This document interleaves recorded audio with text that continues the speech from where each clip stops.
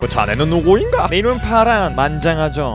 2달 전쯤에 제가 검은 조직 보스가 누구일지 추리하는 영상을 올렸던 걸 기억하실 겁니다. 진짜로 검은 조직 보스일 것 같은 사람도 있었지만 말도 안 되는 사람도 몇몇 있었는데, 오늘은 그 말도 안 되는 사람이 보스였다면 어땠을지 망상을 해보는 시간을 가져보겠습니다. 오늘의 와디프는 남도일의 아버지 남건이 검은 조직의 보스였다면입니다. 지금으로부터 20년 전 일본에는 절도, 살인, 방화 등등 여러가지 범죄들이 며칠에 걸쳐 연속적으로 일어나는 이른바 테러라고 불릴 만한 일들이 한 달 동안 벌어졌던 적이 있었습니다. 이 사건은 뉴스로도 나오게 됐고, 뉴스에 나온 기자는 사건이 며칠에 걸쳐서 일어났다는 것과 사건의 종류가 다양해서 각기 다른 사람들이 사건을 벌인 것 같지만 조사해본 결과 한 사람이 이 모든 사건들을 벌였을 가능성도 있다 라는 식으로 말을 했었습니다. 그 뉴스를 들은 사람들은 어떻게 저 많은 사건을 혼자서 일으키고 다녔으며 진짜로 혼자서 일으키고 다닌 거라면 우리가 잡혔을 만도 한데 지금까지 안 잡힌 것도 신기하다고 말했습니다. 그래서 사람들은 저 사건들을 혼자서 벌인 건 무리라고 생각을 했고, 그냥 기자들이 사람들의 이목을 끌기 위해서 한 사람이 벌인 것처럼 보도를 한 것이라고 생각을 했습니다. 아무튼 경찰들은 이 테러를 일으킨 범인을 잡기 위해서 모든 병력을 쏟아부었지만 거짓말처럼 딱 한 달 동안 테러를 하고 그 이후로 아무런 일도 일어나지 않았습니다. 경찰들은 그래도 혹시 모르니 긴장을 늦추지 않았고 1년을 계속해서 범인이 나타나길 기다렸습니다. 하지만 범인은 나타나지 않았고 그 전대미문에 한 달 동안 일어났던 테러 사건은 점차 잊혀져 갔습니다. 이렇게 20년이 흘렀고 그동안 많은 변화가 있었습니다. 테러 사건이 일어나고 2년 후부터 엄청난 스토리텔링으로 아서 코난 도일에 이어 최고의 추리소설가로 추앙받고 있는 남건이라는 작가가 나타났으며, 어린 나이로 할리우드를 휘어잡은 여배우 이하연이라는 사람도 나타났습니다. 그 둘은 운명처럼 결혼을 했고 아이를 낳았습니다. 아이의 이름은 남도일이었고 뛰어난 부모님 밑에서 자라 훌륭하게 성장했고 현재 18살의 고등학생이 되었습니다. 도일이는 추리소설가의 거장인 남건이 밑에서 자라서 그런지 추리 실력이 남들보다 뛰어났고 머리도 굉장히 좋았습니다. 그래서 가끔 사건이 벌어지면 경찰들을 도와 사건 해결하는데 힘을 써줬고, 경찰들도 처음엔 18살의 고등학생이 뭔 사건에 관여를 하냐 하면서 도일이를 배척했지만 어느 순간부터 사건이 벌어지면 도일이를 불러서 사건 해결에 관한 도움을 받곤 했습니다. 도일이는 경찰을 도와주며 여러 사건들을 받고 그 중에는 쉬운 사건들도 있었지만 정말 치밀한 트릭을 이용하여 범행을 저질러가지고 미제 사건으로 남을 뻔한 걸 어떻게든 머리를 써서 겨우겨우 풀어낸 사건들도 있었습니다. 도일이는 어떤 사건을 해결하든 자신이 뭔가 했다는 것 덕분에 기뻤지만 이런 어려운 사건들을 해결했을 땐 말로 표현하지 못할 만큼의 기쁨을 느끼곤 했죠. 그래서 도일이는 혹시 자신이 모르는 미제 사건이 있지 않을까 싶어가지고 반장님한테 오래전에 벌어졌던 사건인데 아직까지 해결되지 못한 미제 사건이 있냐고 물어봤습니다. 반장님은 잠시 고민을 하더니 20년 전 반장님이 아직 형사가 된 지 얼마 안 됐던 시절에 있었던 테러 사건을 말해줬습니다. 그 사건은 한 달 동안 연쇄적으로 살인, 방화, 절도 등등 강력범죄들이 일어났던 사건으로 뉴스에는 몇 번이라고 정확히 말해주진 않았지만 총 10번의 연쇄 사건으로 가히 테러라고 불릴만한 일이었기에 연쇄 테러 사건이라고 부른다고 말해줬습니다. 그리고 이 사건이 신기한 건 혼자서 절대 못할 것 같은 사건인데, 그때 당시 벌어졌던 사건 현장들을 보면 뭔가 비슷한 흔적들이 있었고 그걸 단서로 경찰들은 그 10번의 사건들을 동일범의 소행으로 결론 내렸다고 말해줬습니다. 도리는 그 흔적이 뭔지 물어봤고, 반장님은 기밀이라 말해주면 안 되긴 한데 네가 그래도 우리를 도와준 적이 많으니까 특별히 말해주겠다며 그 범행 장소에는 어떤 가면 같은 것들이 떨어져 있었다고 말했습니다. 그래서 그 테러가 마지막으로 벌어졌던 장소에서도 가면이 발견돼가지고 이 테러 사건은 무조건 한 번 더 일어난다고 생각해서 모든 경찰 병력을 동원해 일본 곳곳에서 잠복 근무를 했지만 거짓말처럼 그 테러는 다시는 안 일어났다고 말해줬습니다. 그렇게 20년이 흘러 미제 사건으로 남았고 현재까지 그 누구도 풀지 못한 사건이었다고 말하네요. 도일이는 그 20년 전의 미제 사건에 흥미가 생겼습니다. 그래서 20년 전에 신문기사라던가 경찰서에 있는 문서들을 조사해가지고 자료들을 얻어갔고, 자료들을 조사해본 결과 확실히 그 테러 사건은 어떤 한 인물이 지속적으로 연관되어 있다는 결론이 나왔습니다. 범행 패턴이라던가 범행 장소, 피해자 선정 등등 뭔가 공통적인 부분이 많아 보였습니다. 그리고 경찰들은 이걸 한 명이 다 했다고 판단을 했지만 도리가 봤을 때 이 한 달 동안의 사건에서 초반에는 혼자서 한 것 같은 흔적을 발견했지만 어느 순간부터 공범 한 명이 그 범인을 도운 것 같아 보였습니다. 도일이는 사건을 계속해서 파헤쳐봤고 이번엔 사건 현장마다 남아있던 가면이 뭔지 알아보기 시작했습니다. 사건 현장에 남아있던 가면이 어떤 건지 확인하기 위해 도리는 반장님에게 찾아갔고, 반장님은 민간인이 절대 보면 안 되는 거지만 도리 덕분에 반장님 실적이 꽤나 많이 올라갔으니 특별히 보여주겠다고 말하고는 경찰서 안에 증거품들을 모아놓은 창고 같은 곳에 들어가서 20년 전 현장에 있었던 가면들을 보여줬습니다. 가면은 총 10개였고 도일은 그 가면들을 하나하나 살펴봤으나 겉보기에는 그 가면에 별게 없어 보였습니다. 도일이가 그 가면을 꽤 오랜 시간 동안 보고 있으니 반장님이 이제 좀 눈치가 보인다고 여기서 나가야 된다고 말했습니다. 도리는 알겠다고 말하고 슬쩍 가면 하나를 들고 왔고 집에 가서 그 가면을 천천히 다시 살펴봤습니다. 가면을 살펴보던 중 그 가면에 어떤 알파벳이 적혀있는 걸 발견했습니다. 그 가면에는 B라는 알파벳이 적혀있었죠. 뭔가 도일이는 이거 모든 가면에 이런 알파벳이 적혀있는 게 아닐까 라는 생각이 들었고, 다음날 경찰서에 가서 가면들을 다시 살펴봤습니다. 가면에 적혀있던 알파벳은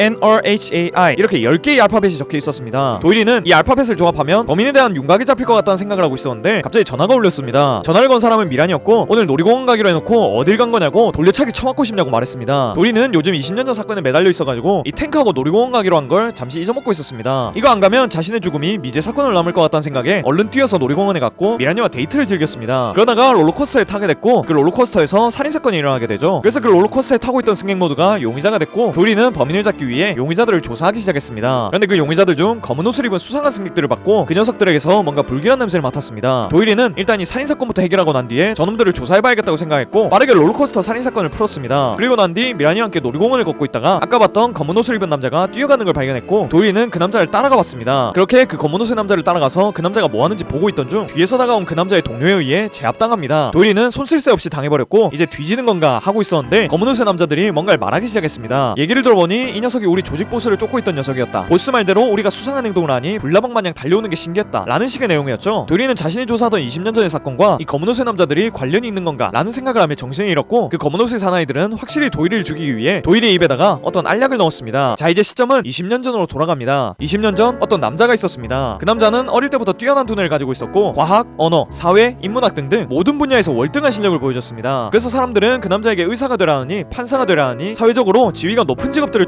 추천해줬습니다. 하지만 그 남자는 옛날 어린 시절 셜록 홈즈라는 추리소설을 보고 난 뒤로 추리소설가가 되리라 마음먹었고 지금도 그 꿈은 변함이 없었습니다. 하지만 작가라는 것은 쉽지가 않았고 자신이 생각했을 때 괜찮은 범행 트릭을 소설로 적어내도 출판사들의 반응은 시큰둥했고 그의 소설을 출판하지 않겠다고 말을 했었습니다. 그래서 이 남자는 뭐가 문제일까 라고 곰곰이 생각을 해봤고 생각을 해본 결과 자신이 직접 안 해본 것들을 소설에 써버리니까 사람들이 공감을 하지 못하고 흥미를 얻지 못한 것 같다라고 생각을 했습니다. 그래서 이 소설가는 지금까지 자신이 소설에 적어왔던 범행 트릭들을 하나하나 보충해가며 실제로 범행을 할 수 있을 정도로 완벽하게 만들기 시작했고 총 10가지의 범죄를 일으키기로 결심했습니다. 그중 대다수는 혼자서 할 수 있는 것들이었지만 몇 가지는 누군가의 도움이 필요하다고 생각해서 현재 자신이 사랑하는 사람이자 자신을 가장 잘 이해하는 사람인 어떤 배우 지망생의 도움을 받기로 했습니다. 그리고 범죄 현장마다 자신의 흔적을 남겨 했으니 가면을 10개 사서 자신의 흔적을 새겨놓고 사건 현장마다 놔두기로 했죠. 그렇게 한 달 동안 소설가는 10가지의 범죄를 일으켰고 그 결과는 만족스러울 만큼 완벽했습니다. 그 누구도 소설가를 의심하지 못했고 의심은커녕 이 사건이 어떻게 일어난 건지 감조차 못 잡는 것 같았습니다. 이로써 소설가는 완벽한 범행 트릭이라는 것을 발견했고 이걸 소설 소재로 써내면 완벽한 소설이 될 것 같다고 생각했습니다. 그렇게 소설가는 자신이 직접 범행에 이용했던 트릭들을 노트에 써서 출판사에 갔고 출판사는 완벽하다고 하며 소설가가 지은 책들을 출판하기 시작했습니다. 그렇게 소설가가 출판한 책들은 베스트셀러가 됐고 점차 그 소설가는 유명해져 갔습니다. 이렇게 범죄를 저질러서 만든 완벽한 트릭들을 이용해 추리소설을 만들어가지고 유명한 소설가가 됐으니 다음 소편을 만들기 위해서는 또 다른 트릭을 만들어야 했습니다. 그래서 이 소설가는 지금까지는 자신이 혼자서 트릭을 만들고 자신이 직접 그 범행을 해왔지만 이제 자신이 유명해져서 행동하는데 제약이 생길 것 같으니 어떤 조직을 만들어가지고 자신이 만든 트릭들을 대신해서 해줄 조직원들을 뽑아야겠다고 생각했습니다. 그래서 그 소설가는 모든 조직원들이 검은 옷을 입는 비밀스러운 조직을 만들었고 그 조직을 이용해서 여러 범죄를 저지르고 다녔습니다. 무능한 경찰들은 그런 범죄가 일어나도 그냥 넘어갈 뿐 이 소설가가 만든 조직에 대한 단서를 아예 잡지 못하는 것 같았습니다. 그렇게 실전에서 얻은 트릭들을 이용해 계속해서 책을 써내려갔고 어느새 소설가는 세계적으로 유명한 소설가가 되어 있었습니다. 그리고 그 소설가를 도운 배우 지망생 역시 그와 비슷한 시기에 세계적으로 유명한 배우가 되어 있었고 시간이 조금 흐른 뒤 둘은 결혼을 했습니다. 둘은 결혼을 한 뒤 아이를 낳았고 그 아이의 이름을 남도일로 지었습니다. 부부는 자신들의 어두운 면을 이 아이는 몰랐으면 했고 도일이 앞에서는 세상 밝고 인자한 부부처럼 행동했습니다. 그렇게 도일이는 누구보다 바르게 컸고 아버지를 닮아서 그런지 머리까지 똑똑한 것 같아 보였습니다. 최근 들어서는 경찰들을 도와 여러 사건들을 해결한다는 소식까지 들려서 소설가와 배우 부부 그러니까 남건과 이하연 부부는 흐뭇했습니다. 근데 최근 누군가가 20년 전 이하연과 남건이 일으켰던 사건들을 파헤쳐보고 있다는 소식을 들었습니다. 하지만 남건은 20년 동안 그 누구도 자신에 대한 단서를 잡은 적도 없었기 때문에 신경 쓰지 않았습니다. 그러던 어느 날 남건은 도일이 방에 있는 책을 가져가기 위해서 도일이 방에 들렸는데 20년 전 자신이 범죄 현장에 두고 왔던 그 가면이 있는 걸 발견했습니다. 그리고 아무도 몰래 가면에 적어놨던 알파벳 역시 도일이가 발견했는지 메모를 적은 흔적이 있었죠. 뭔가 불안했던 남건은 도일이에게 전화를 걸어서 지금 어디냐고 물었고 도일이는 20년 전 테러 사건에 대한 중요한 단서를 찾아서 경찰서에 있다가 지금 미란이랑 약속한 것 때문에 놀이공원에 가고 있다고 말했습니다. 남건은 분명 도일이가 조금만 시간이 지나면 단서를 완전히 조합해서 범인이 남건이란 걸 밝혀낼 것 같다는 느낌이 들었고 도일이를 일단 멈춰야겠다는 생각을 했습니다. 그래서 바로 조직 내에서 능력이 뛰어난 진가워커를 불러서 놀이공원으로 가게끔 만들었고 남도를 찾아낸 다음 어그로를 끌어서 너네를 쫓아오게끔 만들라고 했습니다. 그리고 만약 남도를 쫓아온다면 기절시키고 조직에서 개발 중인 알약을 먹이라고 했죠. 진은 그 약을 독약으로 알고 있겠지만 남건은 그 약이 사람을 어려지게 만드는 약이라는 것을 알고 있었습니다. 그래서 그 알약을 먹고 도리가 좌절을 한 뒤 다시는 20년 전의 사건을 쫓지 못하게끔 하는 것이 목적이었습니다. 그렇게 얼마 뒤 진에게서 성공했다는 메시지가 왔고 남건은 안도의 한숨을 내쉬었습니다. 그리고 조금 뒤 야연이 다가와서는 가면에 뭘 적어놨길래 그렇게 급하게 처리한 거냐고 물어봤습니다. 남건이 가면에 적어놓은 것은 혹시나 그 가면에 적힌 알파벳 때문에 자신이 범인인 것이 밝혀진다면 자신이 잡혀가더라도 자신이 적은 소설은 유명해질 수 있게끔 자신이 적은 소설의 주인공의 이름을 적어놨었습니다. 그것은 바로